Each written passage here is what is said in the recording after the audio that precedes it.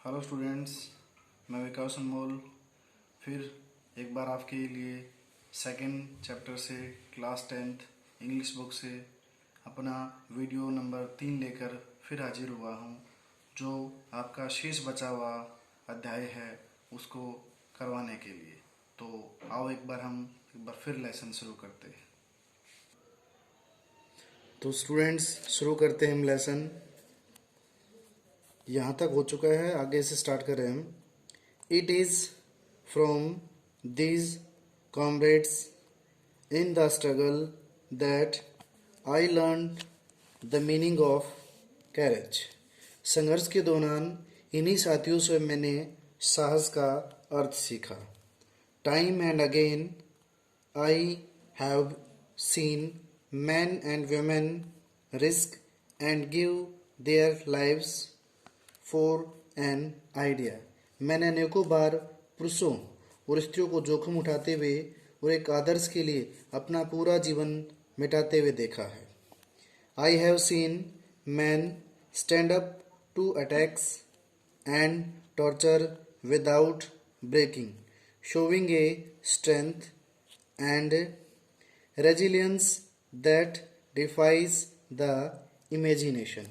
मैंने लोगों को आक्रमणों का सामना करते हुए ऐसा उत्साह और शक्ति दिखाते हुए देखा है जिसकी हम कभी कल्पना भी नहीं कर सकते।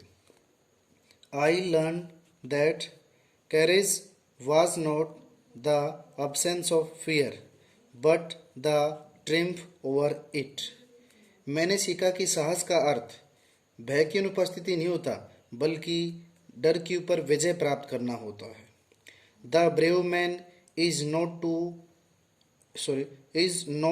ही who does not feel afraid but he who conquers the fears.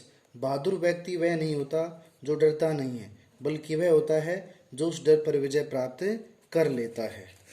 No one is born hating another person because of the color of his skin or his background or his religion।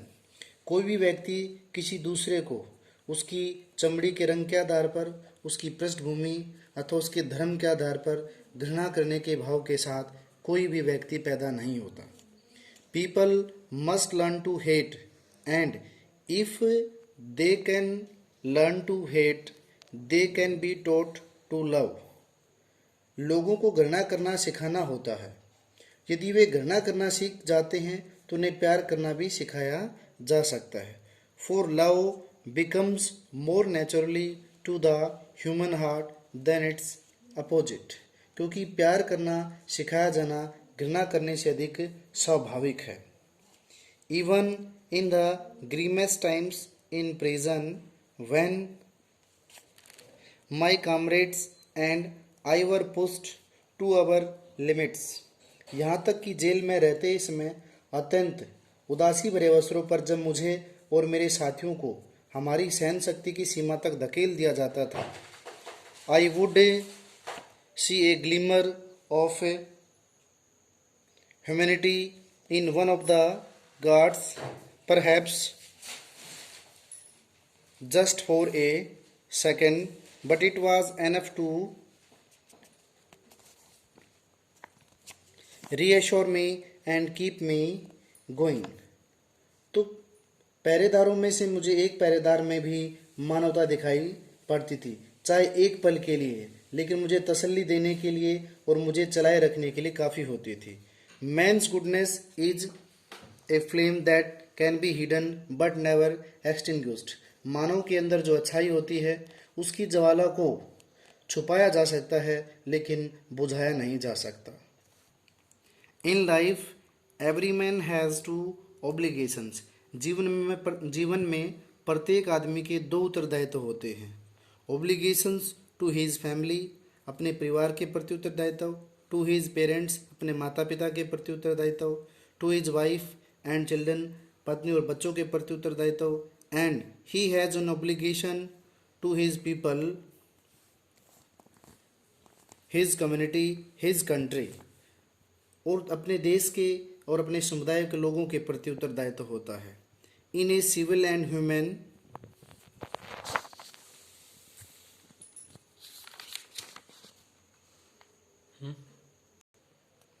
society, each man is able to fulfill those obligations according to his own inclinations and abilities.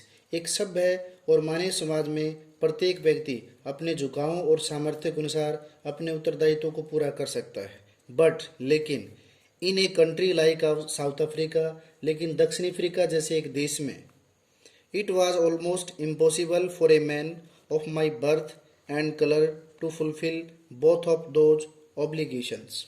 मेरे जैसे जन्म और रंग वाले व्यक्ति के लिए इन दोनों उत्तरदायित्वों को पूरा करना असंभव सा लगता था. इन साउथ अफ्रीका, दक्षिणी अफ्रीका में, a man of colour who was attempted to live as a human being was punished and isolated. दक्षिणी अफ्रीका में एक रंगीन चमड़ी वाला यानी कि काला व्यक्ति इंसान को जीने का प्रयास करता था तो उसे सजा दी जाती थी, उसे समाज से अलग थलग कर दिया जाता था. इन साउथ अफ्रीका, दक्षिणी अफ्रीका में, a man who tried to fulfil his duty to his people was inevitably ripped from his family and his home and was forced to live life apart, a twilight existence of secrecy and rebellion. जो व्यक्ति भी लोगों के प्रति अपने कर्तव्यों को पूरा करना चाहता था तो यकीन रूप से उसको परिवार और उसके घर से अलग कर देते और उसे अलग थलग जीवन बिताने को मजबूर कर दिया जाता था. उसका पूरा जीवन बिल्कुल धुंधला सा और विद्रोह से भरा हो जाता था. I did not in the beginning choose to place my people above my family, but in attempting to serve my people, I found that I was prevented from fulfilling my obligations as a son, a brother, a father and a husband. आरंभिक दिनों में मैंने अपने लोगों को अपने परिवार से अधिक महत्व देने का चयन किया था, लेकिन अपने लोगों की सेवा करने के प्रयास में मैंने पाया कि मैं एक पुत्र, भाई, पिता और पति के रूप में अपने उत्तरदायित्व को पूरा करने में एक कठिनाई महसूस कर रहा हूँ, एक बाधा महसूस कर रहा हूँ. I was not born with a hunger to be free. I was born free in every way that I could know. मैं स्वतंत्र होने की भूख के साथ पैदा नहीं हुआ था, यानी कि मुझे शुरुआत में ही स्वतंत्रता नहीं चाहिए थी. I was born free in every way that I could no.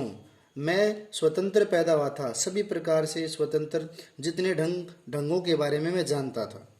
Free to run in the fields near my mother's hut. Free to swim in clear stream that run through my village.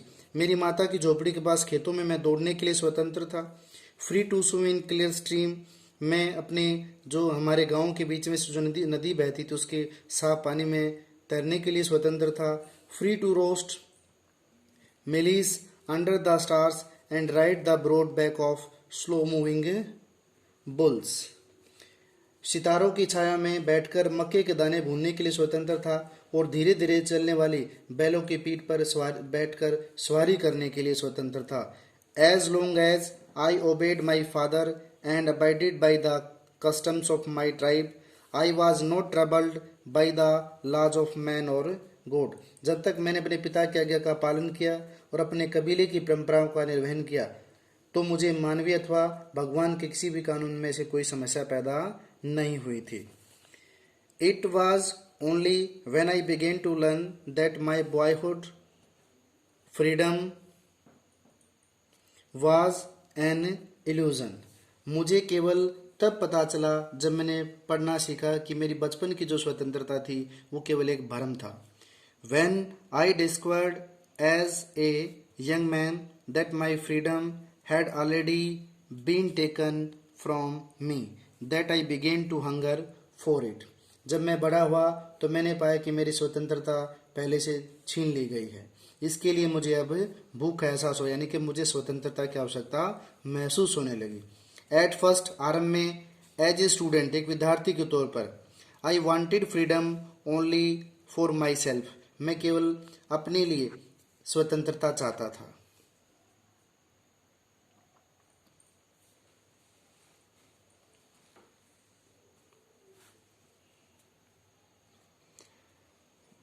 The transitory freedoms of being able to stay out at night, read what I pleased and go where I choose.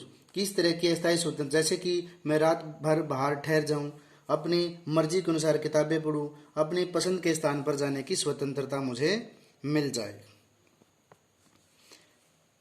Letter as a young man to Johannesburg I learn for the basic and honourable freedoms of achieving my potential, of earning my keep, of marrying and having a family, the freedom not to be obstructed in a lawful life। बाद में Johannesburg में एक नवयुवक के रूप में मुझे ऐसी आज़ादियाँ रखने की इच्छा होने लगी, जैसे अपनी क्षमताओं को पहुँचने की स्वतंत्रता, धन कमाने की स्वतंत्रता, शादी करने और परिवार बनाने की स्वतंत्रता, ऐसी स्वतंत्रता की कानून के अनुसार जीवन व्यतीत करते हुए उसके जीवन में कोई भी बाधा न डाले। तो आज का चैप्टर यहीं तक करवा रहे हैं हम। हमारी वीडियोस को लाइक करें और चैनल को सब्सक्राइब करना न भूलें और कमेंट्स अवश्य करें। थैंक